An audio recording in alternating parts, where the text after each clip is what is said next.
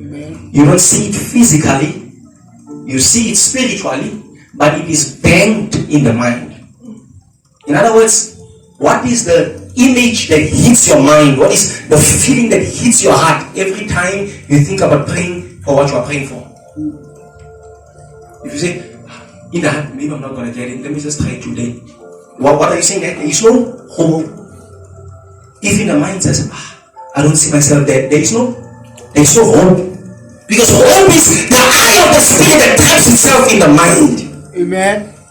Hope is the potential of the spirit that expresses itself emotionally and gives off its radiance upon your heart.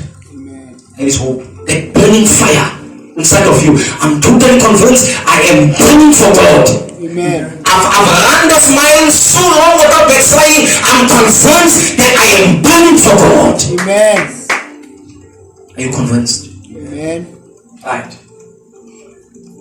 Romans chapter number 8, verse number 26 says, hope is not seen. Or hope is not seen. Verse number 25 says, hoping for what you do not see causes you to wait for it in patience.